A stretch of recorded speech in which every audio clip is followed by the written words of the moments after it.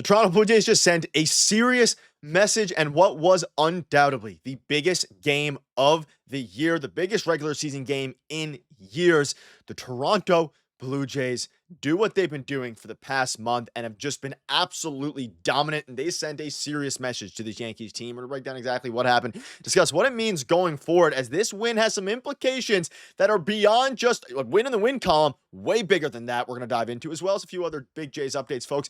Before we get into it all, if you're enjoying this absolutely insane Jays run and Jays season and just Jays series that they just finished, make sure to hit the subscribe button. You guys have been absolute beasts with the support. Truly means the world to myself, as we're on the road to 20,000 subscribers, the bigger goal of 25,000. Folks, let's dive right into it right now. There's a lot of news to go over today. There's a lot of course, stuff to talk about because, man, oh man, what a game this was. And let's dive right into it. Coming into this game, you obviously swept the Yankees 3 weeks ago in that series. You are heading into this game up 3 games in the AL East. And the Jays have one more 3-game series, I believe it is, against the Yankees. But you have a chance with a series win in this one to not only take advantage and get 4 games up now. The Jays are on the Yankees, 4 games, but you have an ability to win the season tie, I guess, win the season series, which ultimately means they have the tiebreaker now if they finish with the same record. And we'll dive into that a little bit later. Let's dive into the lineup. A bit of an interesting change today with Ernie Clement scuffling. Of course, you're going up against one of the best pitchers in baseball in Max Fried, who's coming off of 10 days of rest and really, because of blister issues, was out for a little bit. He threw the hardest pitch he has in years, throwing 99 miles an hour. So you moved David Schneider up to the 1 hole,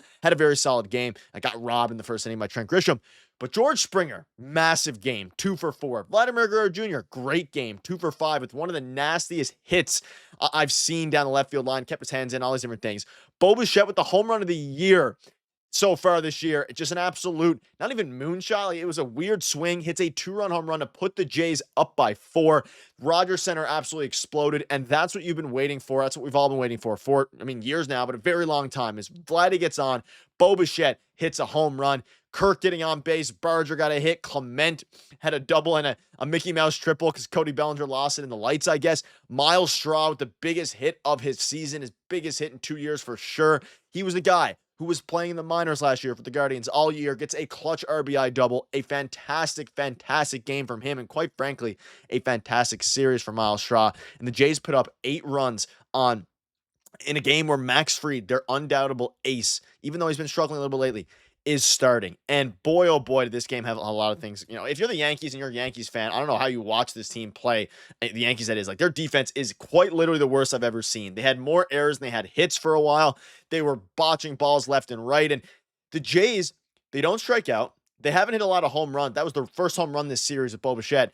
And you put the ball in play against the Yankees. All you have to do is put the ball in play. I think it was the Dodgers or some team in the playoffs. It got leaked that one of their playoff goals against the Yankees was put the ball in play to win the series because they can't field. That's what happened this series, and they could have easily won yesterday's game. Kind of got away from them. It is what it is.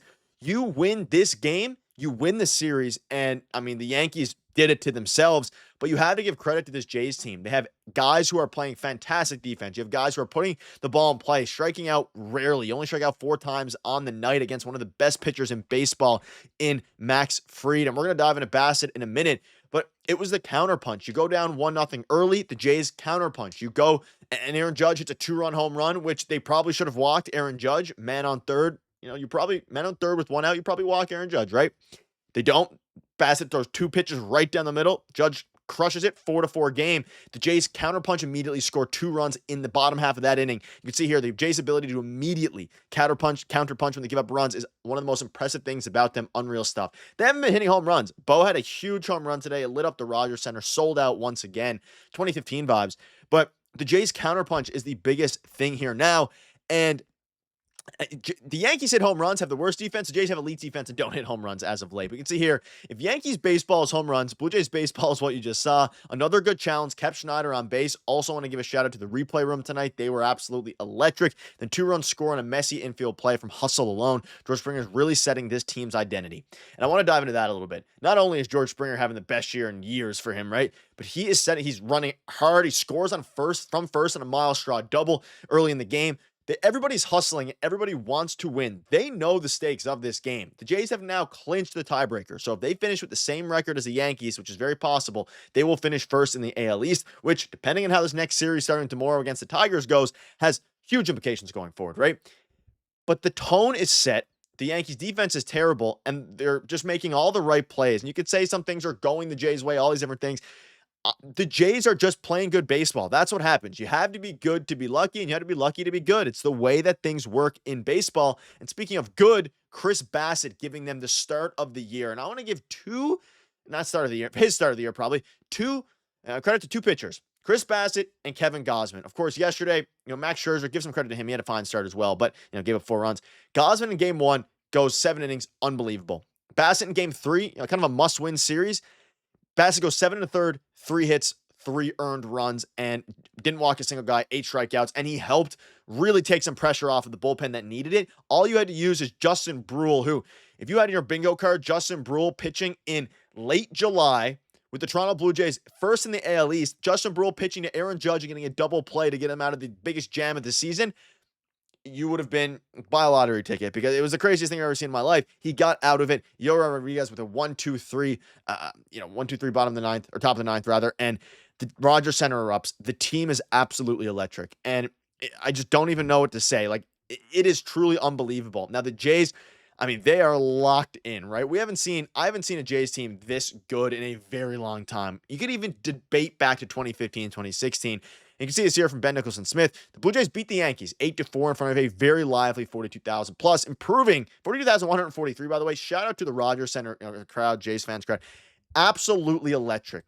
During the times the Jays were bad, it was pretty empty, and that's rightfully so. Now that they're good, 60-42, it is loud. And with the win, they tie the Astros for the best record in the American League and clinch the season series over the Yankees, meaning the Jays win the East if they finish with the same records. And folks, we're a week away from the trade deadline. This is the craziest, most hectic time of the year. I guarantee you Ross Atkins is on the phone. We'll have a video on that tomorrow morning.